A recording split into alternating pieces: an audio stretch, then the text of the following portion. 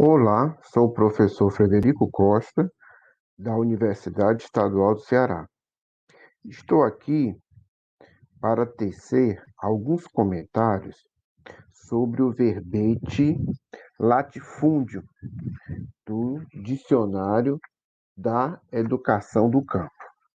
Um tema muito importante porque o latifúndio é um dos pilares que sustenta as desigualdades existentes no Brasil. Segundo o dicionário, o termo latifúndio, de origem latina, era usado na Roma antiga para referir-se às extensões de terra controladas pela aristocracia e passou a ser utilizado para designar grandes propriedades de terra em geral. Então, esse é o uso comum do termo, né? O latifúndio é utilizado para designar extensas, né, porções de terra. No Brasil, o latifúndio vai se estruturar com o processo de colonização dos portugueses. Segundo o dicionário, no Brasil, a origem dos latifúndios encontra-se no sistema de colonização, interessado em que sua colônia se voltasse para a produção de bens para o comércio exterior.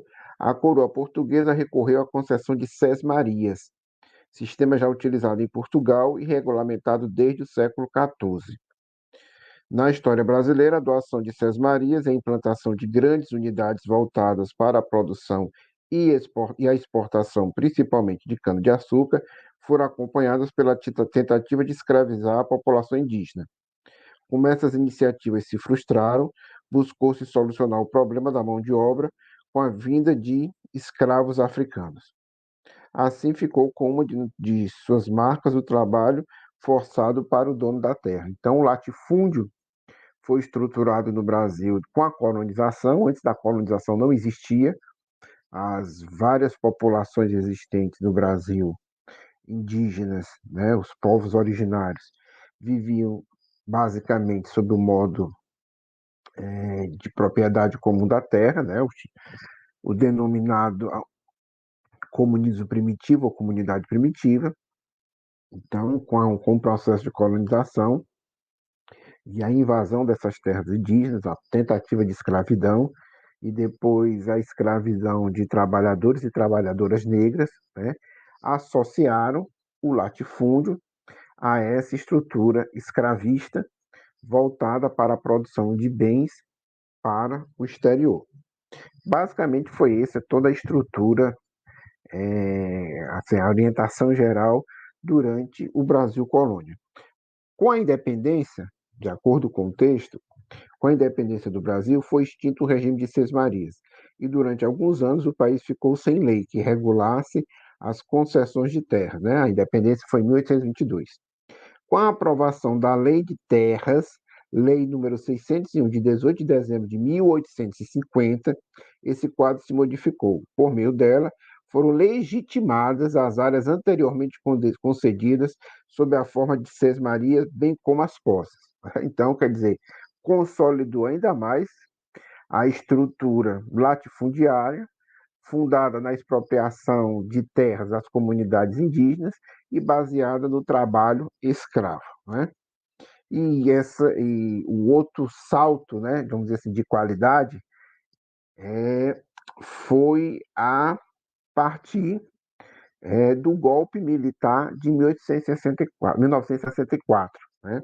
Então, após o golpe militar de 1964, o termo latifúndio, no entanto, ganhou uma definição legal por força do Estatuto da Terra, Lei número 4.504, de 30 de novembro de 1964. Lei que pela primeira vez estabeleceu os parâmetros da reforma agrária no Brasil, né? Então, foi uma lei feita durante o regime militar, e como o regime militar foi instaurado contra os avanços populares, dentre os quais a luta dos trabalhadores e trabalhadoras rurais pela reivindicação democrática da terra. É claro que isso nunca saiu do papel nem foi inviabilizado, né? Então foi feita uma classificação, né, das terras no Brasil, né, em torno de como minifúndios, latifúndios por exploração, latifúndio por extensão, empresas, né, empresas, certo? E é claro que de 1964 para cá houve um grande avanço, né, do capitalismo no campo, certo? É, outro dado importante, outro elemento importante para a compreensão do latifúndio foi a Constituição, né? Constituição de 1988, né? Que foi o resultado, né, das lutas pela redemocratização do país, né, de acordo com a correlação de força. A Constituição foi regulamentada pela Lei Agrária, como é conhecida a Lei número 8.629, de 25 de fevereiro de 1993. Essa lei definiu que a propriedade que não cumprisse a sua função social era passível de desapropriação. Manteve os critérios constitucionais para a definição de função social.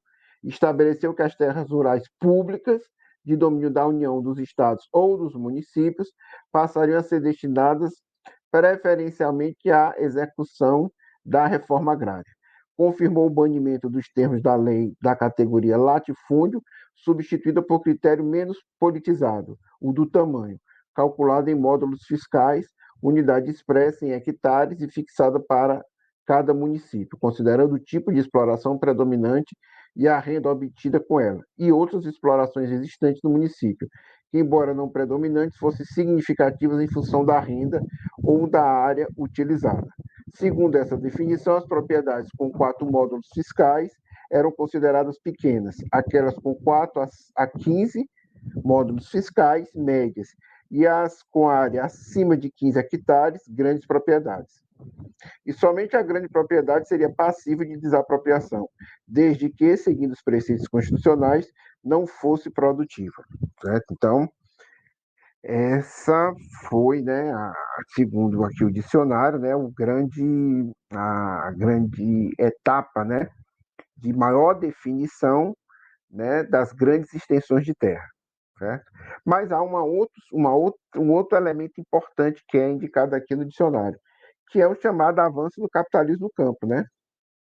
Então, a agricultura cada vez mais se articulou com os complexos agroindustriais e tornou-se parte de um complexo sistema hoje denominado de agronegócio, o qual, para se reproduzir, necessita de grande disponibilidade de terra, quer pela exigência de escala produtiva imposta pelo patamar tecnológico, quer para que sirvam de estoques, às vezes por longos períodos, à espera do momento propício para serem colocadas em produção. Né?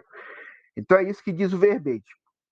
De certa maneira, apesar das profundas mudanças, as grandes extensões de terra, apesar do banimento da palavra latifúndio do ponto de vista legal, né, no sentido que é uma coisa arcaica, improdutiva, mas as grandes extensões de terra, certo, ligadas à valorização do capital, ainda são um grande problema para a democratização da propriedade do campo. Né? Então, nesse sentido, a nossa estrutura social, né, a formação social brasileira, ainda tem como fundamento o latifúndio, né? Seja ele produtivo, seja ele capitalista, certo? Então, ficamos por aqui e até a próxima.